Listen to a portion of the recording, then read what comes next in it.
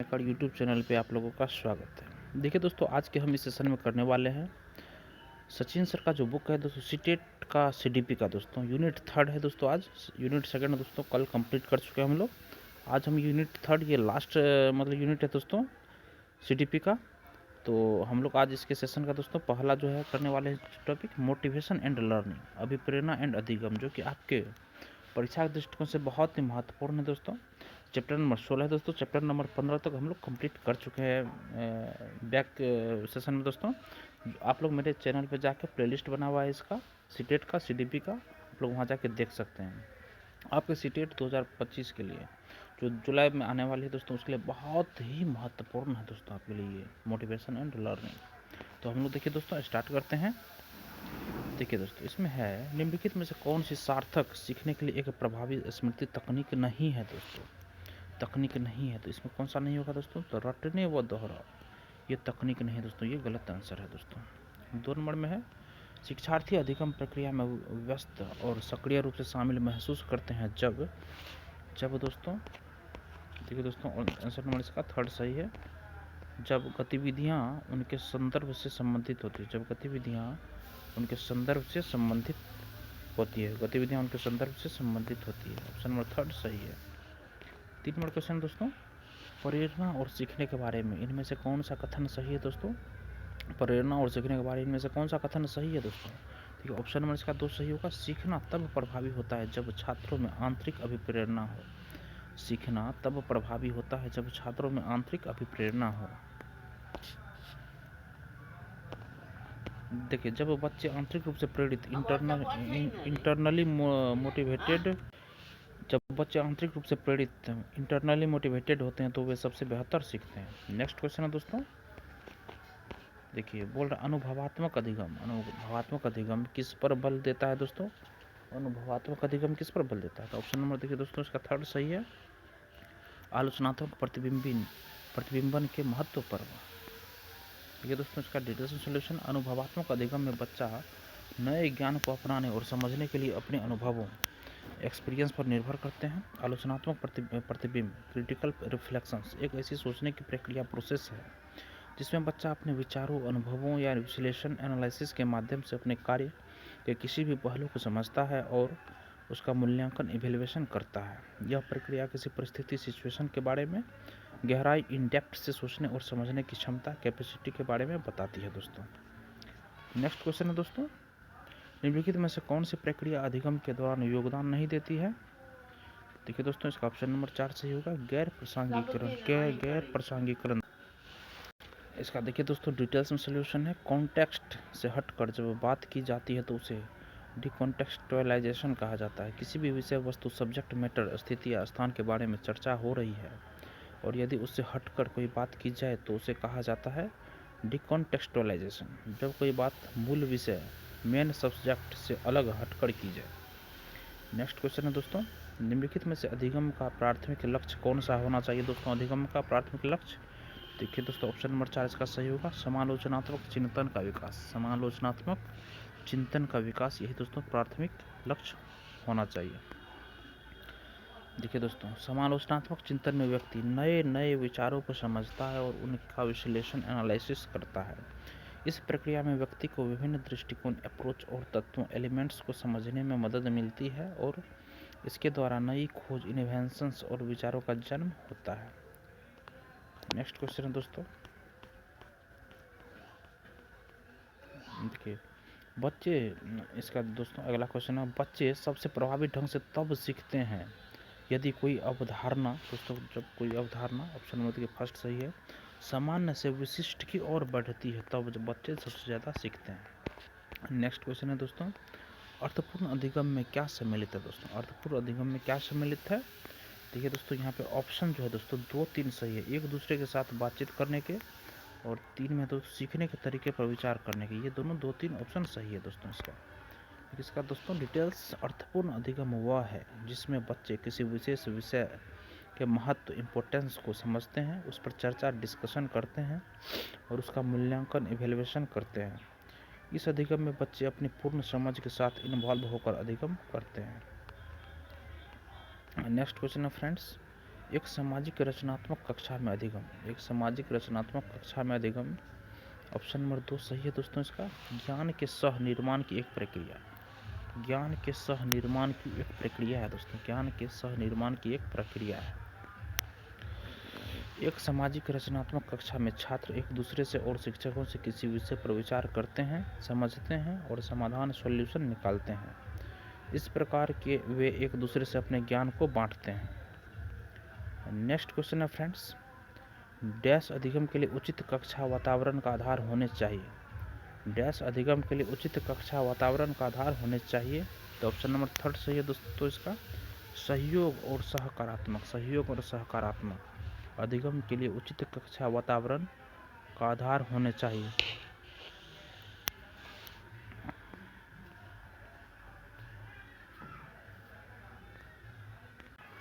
सहयोग और सकारात्मक अधिगम में छात्र एक साथ मिलकर काम करते हैं, एक दूसरे का सहयोग करते हैं और योजना प्लानिंग बनाते हैं, जैसे समस्या समाधान, प्रॉब्लम सॉल्विंग आदि। सहयोग कोऑपरेशन से कार्य करने के कारण बच्चों में सामाजिक सहयोग और सहभागिता की भावना भी विकसित होती है।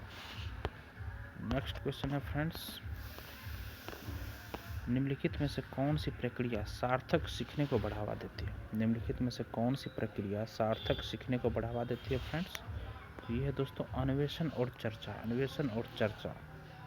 अन्वेषण और चर्चा। देखिए, जब किसी भी विषय पर कक्षा में चर्चा होती है, जब किसी भी विषय पर कक्षा में चर्चा होती है और उससे संबंधित तथ्यों फैक्ट की खोज की जाती है, तो इस प्रकार बच्चा सार्थक मीनिंगफुल रूप से सीखता है, अर्थात उस सीखे गए तथ्य को वह आत्मसात कर लेता है। नेक्स्ट क्वेश्चन है फ्रेंड्स, किस तरह की गतिविधियों में हिस्सा लेने पर विद्यार्थी बहुत प्रभावी ढंग से सीखते हैं दोस्तों। देखिए दोस्तों, इसका 3rd ऑप्शन सही है। अर्थपूर्ण गतिविधियाँ। अर्थपूर्ण गतिविधियाँ। देखिए, अर्थपूर्ण गतिविधि वह होती है जिसमें आप कुछ सीखते हैं, कुछ प्रेरणा लेते हैं और अपनी जीवन शैली लाइफ स्टाइल में उसे अपनाते हैं। नेक्स्ट क्वेश्चन है फ्रेंड्स 13 नंबर में, बच्चों को की सीखने की प्रक्रिया। बच्चों की सीखने की प्रक्रिया दोस्तों ऑप्शन में देखिए दोस्तों, इसका 1st ऑप्शन सही है। सामाजिक सांस्कृतिक संदर्भों में होती। सामाजिक सांस्कृतिक संदर्भों में होती है दोस्तों। शिक्षा के द्वारा हम जो भी ज्ञान और अनुभव प्राप्त करते हैं उसका हमारे व्यक्तिगत, पर्सनल, सामाजिक, सोशल और सांस्कृतिक कल्चरल जीवन पर प्रभाव पड़ता है। इसलिए सीखने की जो प्रक्रिया प्रोसेस है वे सामाजिक। देखिए फ्रेंड्स, नेक्स्ट क्वेश्चन है 14 नंबर में, सीखने का कौन सा दृष्टिकोण। सीखने का कौन सा दृष्टिकोण आंतरिक प्रेरणा पर केंद्रित है और सार्थक सीखने के लिए सामाजिक संपर्क पर जोर देता है दोस्तों। देखिए दोस्तों, इसका आंसर हो जाएगा 3 नंबर ऑप्शन सही है दोस्तों। सामाजिक सांस्कृतिक दृष्टिकोण।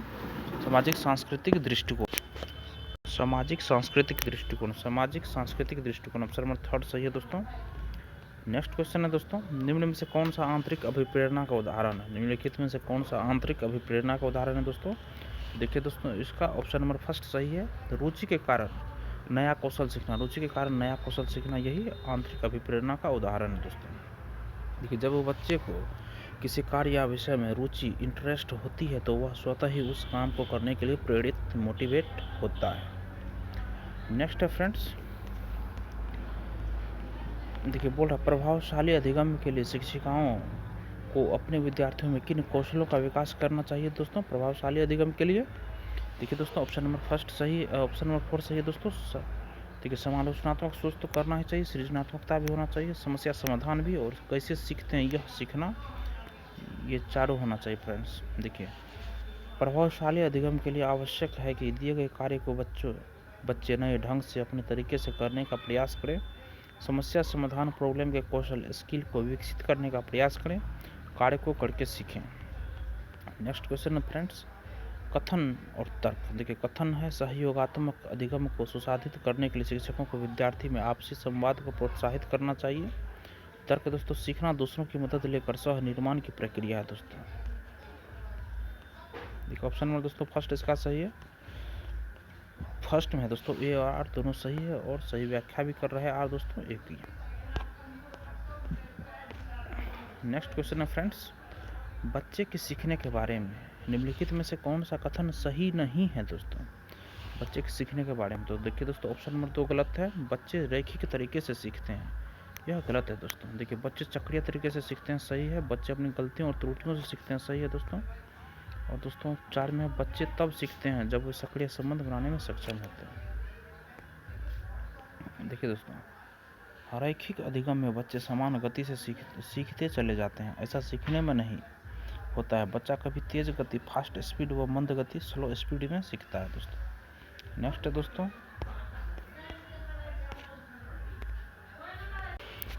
देखिए दोस्तों विद्यार्थियों को सक्षम करने के लिए कि वे अपने सीखने को विनियमित कर पाए, एक शिक्षिका को क्या करना चाहिए दोस्तों? तो देखिए दोस्तों इसका ऑप्शन नंबर 4 सही है। बच्चों में अधिसंज्ञानात्मक क्षमताओं के विकास पर ध्यान केंद्रित करना चाहिए दोस्तों। ये दोस्तों बच्चों में अधिसंज्ञानात्मक क्षमताओं के विकास का अर्थ है बच्चे किस प्रकार सोचते हैं, किस प्रकार समस्या समाधान प्रॉब्लम सॉल्विंग करते हैं। यह बच्चों में उस ज्ञान का विकास है जिससे वे अपने आसपास नियर बाय चीज़ों और क्रियाओं एक्शंस को भली भांति समझ पाते हैं। नेक्स्ट क्वेश्चन है दोस्तों 20 नंबर में है। एक प्रभावी शैक्षिक रणनीति है दोस्तों। एक प्रभावी शैक्षिक रणनीति क्या है दोस्तों? देखिए इसका ऑप्शन नंबर दोस्तों 2 सही है। ऑप्शन नंबर 2 इसका सही है। संकल्पनात्मक मानचित्र बनाना व नई जानकारी को पूर्व जानकारी से जोड़ना दोस्तों। नेक्स्ट क्वेश्चन है फ्रेंड्स 21 नंबर में। कथन ए और कथन तर्क आर में देखिए दोस्तों। कथन बोल रहा है बच्चे अक्सर विभिन्न घटनाओं को समझने के लिए सहज सिद्धांत गढ़ते हैं। और तर्क दोस्तों बच्चे सक्रिय प्राणी है जो हमेशा अर्थ बनाने की प्रक्रिया में लगे रहते हैं दोस्तों। तो इसका ऑप्शन कौन सा सही होगा दोस्तों? देखिए दोस्तों इसका ऑप्शन नंबर फर्स्ट सही होगा। दोनों सही है दोस्तों और सही व्याख्या भी कर रहा है। नेक्स्ट देखिए बच्चे इसका, देखिए दोस्तों इसका सॉल्यूशन जो है बच्चे किसी भी घटना इंसिडेंट को समझने के लिए, देखिए दोस्तों बच्चे किसी भी घटना इंसिडेंट को समझने के लिए उसे किसी न किसी बात से कनेक्ट करने की कोशिश करते हैं जिससे वह ज़्यादा समय तक उस बात को याद रख पाते हैं। नेक्स्ट क्वेश्चन है फ्रेंड्स, देखिए जब विद्यार्थी महसूस करते हैं कि सीखने की गतिविधियों पर उनका नियंत्रण है तब उनकी अभिप्रेरणा का स्तर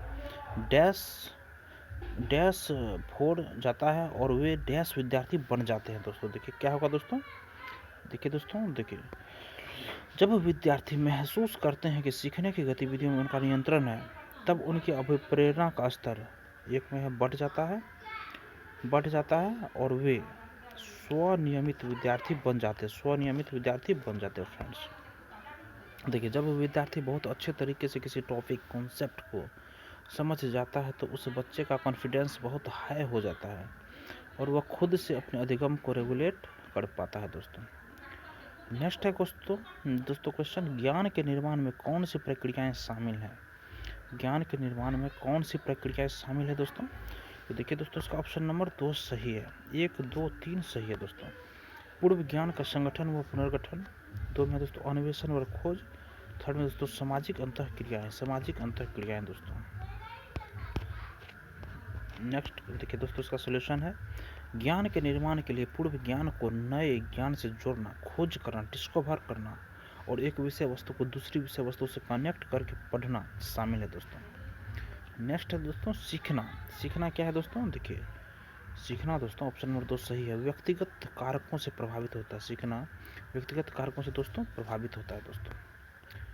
देखिए सीखना आनुवांशिक जेनेटिक्स, पर्यावरणीय एनवायरमेंटल व व्यक्तिगत पर्सनल कारकों से प्रभावित होता है दोस्तों। नेक्स्ट है दोस्तों, निम्न में से किस प्रकार की मान्यता रखने वाले विद्यार्थी कक्षा में सीखने की ओर उन्मुख होंगे व बेहतर प्रदर्शन करेंगे दोस्तों? तो देखिए दोस्तों इसका ऑप्शन नंबर 2 सही है। मेहनत से खुद के सीखने व प्रदर्शन में बदलाव लाया जा सकता है। मेहनत से खुद के सीखने व प्रदर्शन में बदलाव लाया जा सकता है। ऑप्शन नंबर 2 सही है दोस्तों। देखिए यदि बच्चा खुद से मेहनत करने पर विश्वास करता है तो वह बच्चा सीखने की ओर उन्मुख ओरिएंटेड होता है और बेहतर परफॉर्मेंस करेगा। बच्चा यदि आंतरिक रूप से अभिप्रेरित होता है तो वह अपने बेहतर प्रदर्शन के लिए बहुत मेहनत एफर्ट करता है दोस्तों। नेक्स्ट क्वेश्चन है मित्रों, निम्न में से कौन सी प्रणाली विद्यार्थियों के अर्थपूर्ण तरीके से सीखने में मदद करेगी दोस्तों? तो दोस्तों ये ऑप्शन नंबर फर्स्ट इसका सही होगा। ज्ञान को विद्यार्थियों के निजी जीवन से जोड़ना, ज्ञान को विद्यार्थियों के निजी जीवन से दोस्तों जोड़ना। देखिए दोस्तों नेक्स्ट क्वेश्चन है हम लोग का, देखिए यदि पढ़ाई जा रही विषय वस्तु सब्जेक्ट मैटर को बच्चों के निजी जीवन पर्सनल लाइफ से जोड़कर उन्हें उदाहरण एग्जाम्पल दिया जाए तो बच्चे उस विषय वस्तु को बहुत अच्छी तरीके से ग्रहण कर पाते हैं। नेक्स्ट क्वेश्चन है फ्रेंड्स, एक सामाजिक रचनावादी कक्षा में सीखना किसको प्रोत्साहित करके किया जाता है दोस्तों सीखना? देखिए दोस्तों ऑप्शन नंबर 1 2 3 4 इसका सही है दोस्तों, 5 नंबर ऑप्शन गलत है। देखिए अधिसंज्ञानात्मक कौशल सही है, स्वनियमता सही है, विवेचनात्मक सोच सही है और समस्या समाधान, ये चारों दोस्तों सही है। ये दोस्तों नेक्स्ट क्वेश्चन है, बच्चे कैसे सीखते हैं दोस्तों? बच्चे कैसे सीखते हैं दोस्तों? देखिए प्रयोग व अन्वेषण द्वारा सीखते हैं दोस्तों, सुनकर व बोलकर सीखते हैं, चर्चा व मनन करके सीखते हैं, और 4 में दोस्तों चीज़ें बनाकर व करके भी सीखते हैं दोस्तों।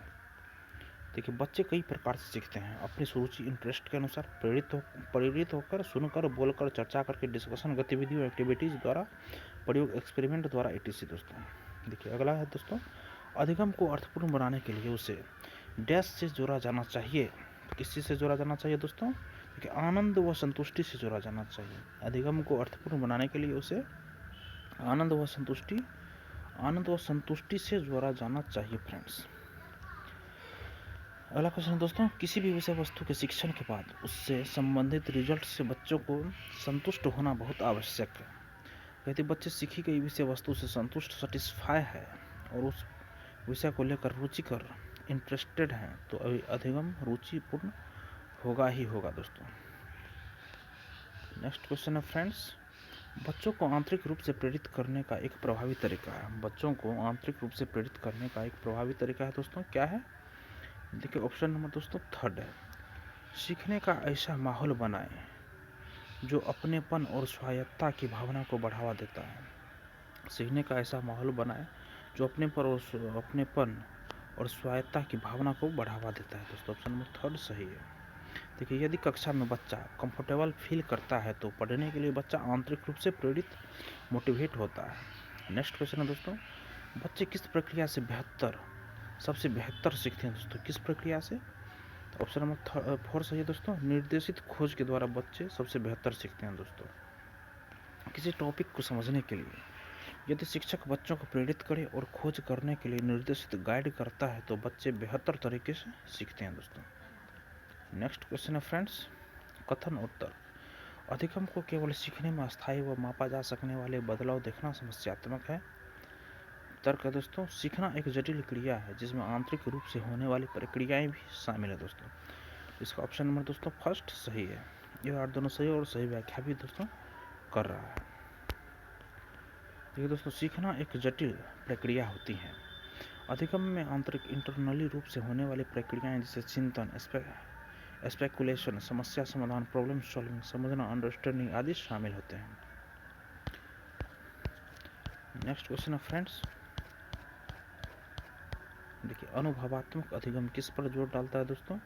अनुभवात्मक अधिगम किस पर जोर डालता है? तो ऑप्शन में देखिए दोस्तों ये करके सीखने की महत्वता पर जोर डालता है। करके सीखने की महत्वता पर जोर डालता है। जब हम किसी कार्य को करके सीखते हैं तो उस कार्य से हमें जो सीख मिलती है उसको हम आने वाले समय में किसी अन्य कार्यों को करने के लिए उपयोग कर सकते हैं दोस्तों, जो कि हमें अनुभव से प्राप्त हुआ है। नेक्स्ट है फ्रेंड, निम्नलिखित में से अर्थपूर्ण अधिगम के लिए आकलन की विशेषता क्या होनी चाहिए दोस्तों? देखिए दोस्तों ये है आपको व्यापक और रचनात्मक, ये दोनों होनी चाहिए। नेक्स्ट क्वेश्चन है फ्रेंड्स, देखिए महारत उन्मुख विद्यार्थी दोस्तों 1 नंबर है दोस्तों, इसका सीखने के लिए लक्ष्य तय करते हैं, सही है दोस्तों।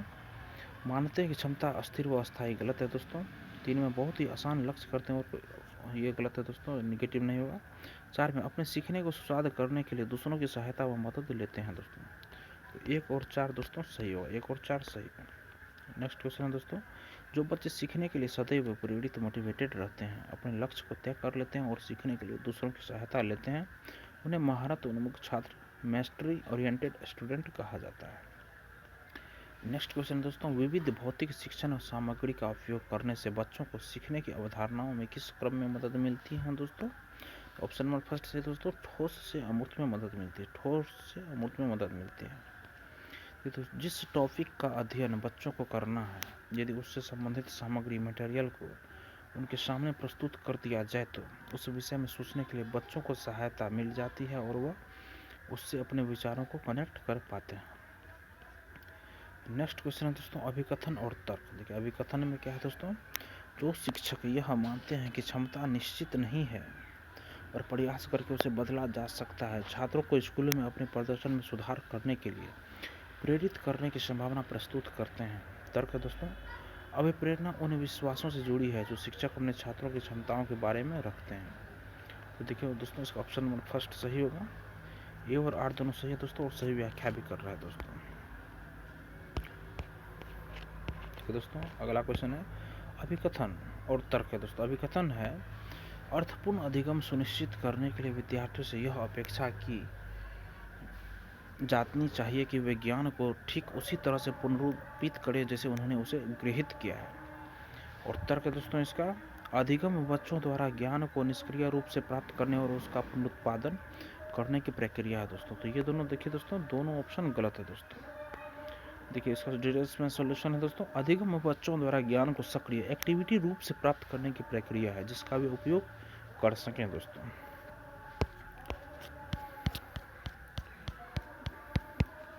नेक्स्ट क्वेश्चन है दोस्तों, चारों के किसी विषय में कोई अभिरुचि नहीं है तथा वह केवल परीक्षा में उत्तीर्ण होने के लिए पढ़ती है। चारों दोस्तों ऑप्शन नंबर 4 सही है दोस्तों। असफलता परिहार विद्यार्थी, असफलता परिहार विद्यार्थी है। इसका डिटेल्स में सॉल्यूशन है, ऐसे बच्चों को केवल पास होने से मतलब होता है, वे केवल उतना पढ़ते हैं जिससे वो पास हो सके। अगला क्वेश्चन है, निम्नलिखित में से कौन सी कार्यनीति अधिगम के लिए एक प्रभावी कार्यनीति नहीं है? तो ऑप्शन नंबर फर्स्ट है अर्थहीन अनुवाचन। अर्थहीन अनुवाचन, जिस टॉपिक का अनुवाचन रेसिटेशन करना अर्थहीन मीनिंगलेस हो, अर्थात वह बच्चों के अधिगम में कोई भूमिका रोल न निभाता हो, उसकी शिक्षण में कोई आवश्यकता नहीं होती है। नेक्स्ट है दोस्तों, नेक्स्ट है बच्चों को नई अवधारणाओं के परिचय का क्रम क्या होना चाहिए दोस्तों? तो परिचित से अपरिचित होनी चाहिए। परिचित से अपरिचित होनी चाहिए दोस्तों। बच्चों को कोई भी क्या टॉपिक पढ़ाते समय उन्हें परिचित से अपरिचित, नॉन टू अननोन की ओर ले जाना चाहिए, अर्थात जिस वस्तु का उन्हें पहले से ज्ञान है उसे जोड़कर नई अवधारणा कॉन्सेप्ट सिखानी चाहिए। नेक्स्ट, विद्यालय में विद्यार्थियों का अर्थपूर्ण अधिगम डैश से नकारात्मक रूप से प्रभावित होता है और डैश से सकारात्मक रूप से प्रभावित होता है। ठीक है दोस्तों, ऑप्शन नंबर इसका फर्स्ट सही होगा। इसका ऑप्शन नंबर फर्स्ट सही है दोस्तों। देखिए विद्यालय में विद्यार्थियों का अर्थपूर्ण अधिगम बहिष्करण प्रथाओं से नकारात्मक रूप से प्रभावित होता है और शिक्षार्थी केंद्रित शिक्षा शास्त्र से सकारात्मक रूप से प्रभावित होते हैं। नेक्स्ट क्वेश्चन है फ्रेंड्स, देखिए डैश से सामग्री की प्रस्तुति डैश को सुगम बनाती है। तो ऑप्शन नंबर इसका फर्स्ट सही है दोस्तों। कई तरीके से सामग्री की प्रस्तुति सभी बच्चों के अधिगम को सुगम बनाती है दोस्तों। ऑप्शन नंबर फर्स्ट सही है दोस्तों। नेक्स्ट है दोस्तों 44 में है, समाज के रचनात्मक कक्षा में बच्चों के सीखने के बारे में निम्नलिखित में से कौन सा कथन सही नहीं है दोस्तों? कौन सा कथन सही नहीं है? ठीक है दोस्तों, इसका ऑप्शन नंबर 4 सही नहीं है। मानक संदर्भित परीक्षण आकलन को मानकीकृत करने का एकमात्र तरीका ये दोस्तों सही नहीं है, बाद बाकी 1 2 3 सही है दोस्तों। नेक्स्ट है दोस्तों क्वेश्चन, योग्यता को डैश और असफलता को डैश के रूप में सोचना छात्रों को अधिक प्रयास करके अधिक मेहनत करने के लिए प्रेरित करता है। देखिए दोस्तों, योग्यता को वृद्धिशील और असफलता को सीखने का अवसर के रूप में सोचना छात्रों को अधिक प्रयास करके अधिक मेहनत करने के लिए प्रेरित करता है दोस्तों। देखिए किसी भी व्यक्ति की योग्यता में प्रयास अटेम्प्ट के द्वारा बदलाव किया जा सकता है या उसको बढ़ाया जा सकता है। असफलता फेल्योर को यदि हम सीखने का अवसर मानकर फिर से प्रयास करें तो उसे सफलता सक्सेस में बदला जा सकता है। नेक्स्ट क्वेश्चन है दोस्तों, निम्नलिखित में से कौन सा कारक सीखने को प्रभावित करता है? कौन सा कारक सीखने को प्रभावित करता है दोस्तों? देखिए ऑप्शन इसमें चारों सही होगा दोस्तों। छात्र छात्र का सामाजिक सांस्कृतिक संदर्भ, और 2 में दोस्तों छात्र की आयु, 3 में एक अवधारणा को पढ़ाने के लिए शैक्षणिक रणनीतियाँ, 4 में छात्र की क्षमता के बारे में शिक्षक का विश्वास। 1 2 3 4 दोस्तों, चारों ऑप्शन इसमें सही है दोस्तों। अगला क्वेश्चन है फ्रेंड्स, एक व्यक्ति की धारणाएं उसके सीखने पर एक महत्वपूर्ण प्रभाव डालती है। निम्नलिखित में से कौन सी धारणा सीखने पर एक सकारात्मक प्रभाव डालेंगे दोस्तों? देखिए दोस्तों, उसका ऑप्शन नंबर 3 सही है। अच्छे या बुरे अंक लाना अपने प्रयास पर निर्भर करता है दोस्तों। अच्छे या बुरे अंक लाना अपने प्रयास पर निर्भर करता है। देखिए, सीखने के दौरान बच्चों को कभी सफलता मिलती है और कभी असफलता, यह हमारे प्रयास पर निर्भर करता है। तो लगातार प्रयास करते रहना ही अधिगम का मूल मंत्र होता है दोस्तों। नेक्स्ट है दोस्तों, संरचनावाद का सिद्धांत। संरचनावाद का सिद्धांत दोस्तों, देखिए दोस्तों, इसका ऑप्शन नंबर 1 सही होगा। सीखने में अधिगमकर्ता की भूमिका को महत्वपूर्ण मानता है, जिससे वह संसार के बारे में खुद की समझ बनाते हैं फ्रेंड्स। नेक्स्ट क्वेश्चन है दोस्तों 49 में, बच्चों को नई अवधारणाओं से परिचित करवाने का क्या क्रम होना चाहिए दोस्तों? नई अवधारणा सरल से जटिल की ओर दोस्तों, सरल से जटिल की ओर दोस्तों। देखिए, नई अवधारणाओं कॉन्सेप्ट को सीखने के लिए सरल तथ्य सिंपल फैक्ट से शुरू करके धीरे धीरे जटिल कॉम्प्लेक्स की ओर बढ़ाना चाहिए दोस्तों।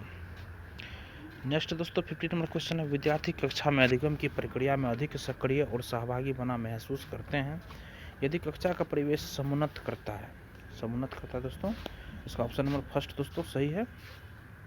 देखिए, इसका 1 और 2 आंसर सही होगा दोस्तों। अवधारणाओं के बारे में जिज्ञासा, तो मैं अपने विचारों पर विचार चिंतन, 1 और 2 ऑप्शन सही है दोस्तों।